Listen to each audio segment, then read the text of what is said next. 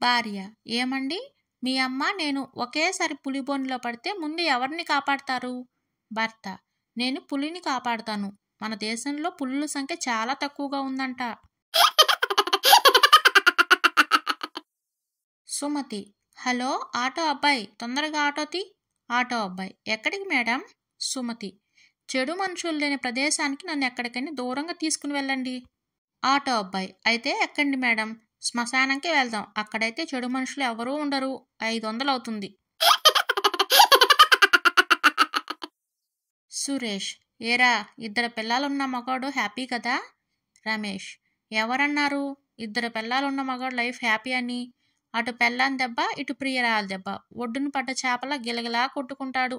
పెళ్ళాన్ని సరిగా చూసుకుంటాడో లేదో తెలియదు కానీ ప్రియురాలను మాత్రం ఖచ్చితంగా చూసుకుంటాడు. భార్య: ఏంటండి మీలో మీరే తెగ నవ్వేసుకుంటున్నారు?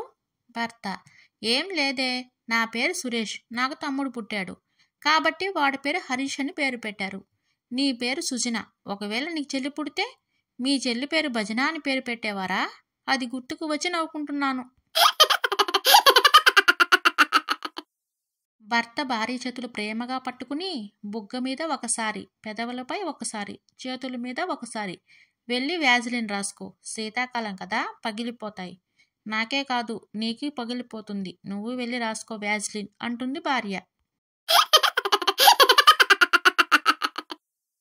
భార్య: ఏమండి, రక్త సంబంధాలు చాలా గొప్పవి కదండి? భర్త: చూడు కమల, రక్త సంబంధాలు మాత్రమే గొప్ప కాదే, రక్తం పీల్చుకునే సంబంధాలు కూడా గొప్పవేనే. అంటే భార్యాభర్తల సంబంధం లాగనమాట. భార్య: ఏంటండి అంత డల్గా కూర్చున్నారు? భర్త: ఆఫీస్లో చిన్న సమస్య వచ్చి పడింది. భార్య: పైనుండి పడిందా, కింద నుండి పడిందా? భర్త: సమస్య ఎదురు పడింది. భార్య: అయితే పక్క నుండి వెళ్ళండి. వాణి: ఎంత కొమ్ములు తిరిగిన ఆడవాళ్ళైనా సరే మా అంకుల్ చెప్పినట్టు వినాల్సిందే. రవి: మీ అంకుల్ ఏమైనా పోటుగాడా? వాణి: పోటుగాడు కాదు, ఫోటోగ్రాఫర్.